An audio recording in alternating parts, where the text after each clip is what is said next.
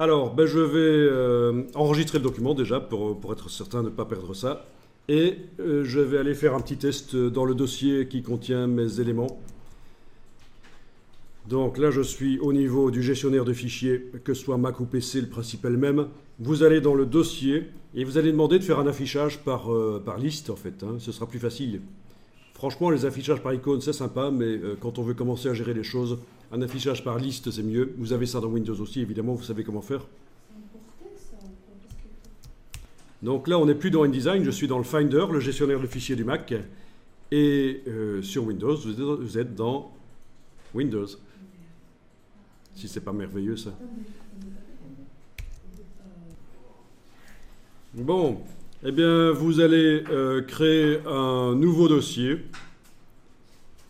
Clic droit et vous faites un nouveau dossier. Bon, évidemment, j'ai pas l'habitude de le faire comme ça. J'essaie de vous simplifier la vie. Bon, faites un nouveau dossier par un clic droit. Je pense que vous allez y arriver, vous. Voilà, que vous allez appeler image. Voilà.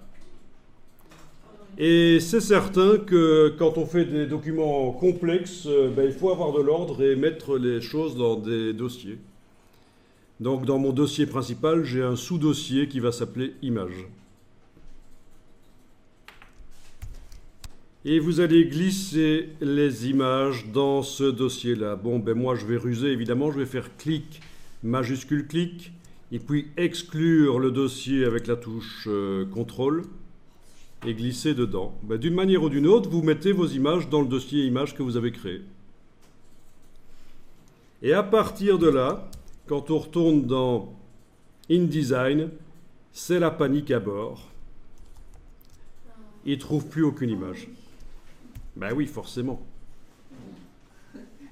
Voilà.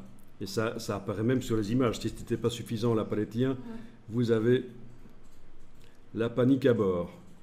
Donc ça veut dire que si j'exporte le PDF comme ça, ben, ce seront les images basse définition qui seront dans le PDF, ça va être pourri. Et ça, vous voyez parfois dans des magazines, dans des publications, il y a une image qui a disparu du dossier ou quelqu'un l'a renommée. Et parce que oui, il y a des bonnes âmes qui, quand ils voient une image sur un serveur et qui trouvent que l'orthographe n'est pas bonne, ils la renomment. Résultat, c'est à l'impression l'image basse définition de InDesign qui sort. Vous avez certainement déjà vu ça dans des magazines, des images pixelisées pourries sur une page qui pourtant contient d'autres images correctes. Mais c'est ça en fait. Hein. C'est l'image qui a disparu, qui a été rendue inaccessible pour une raison ou pour une autre. Donc, mortalité de l'histoire, si vous voyez sur un serveur une image mal orthographiée et qu'elle est déjà utilisée dans un document, laissez-la avec la mauvaise orthographe. De toute façon, ce n'est pas visible dans le document final, l'orthographe des fichiers d'images.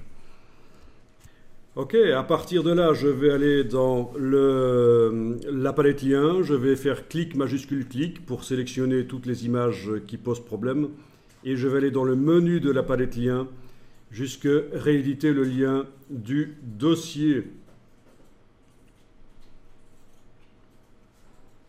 Et je vais rentrer dans le dossier image, sélectionner,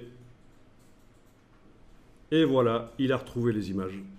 Il n'y a plus de problème. Donc, si je vous montre ça, c'est parce que forcément ça va vous arriver, et il faut comprendre que ça fonctionne comme ça. Résultat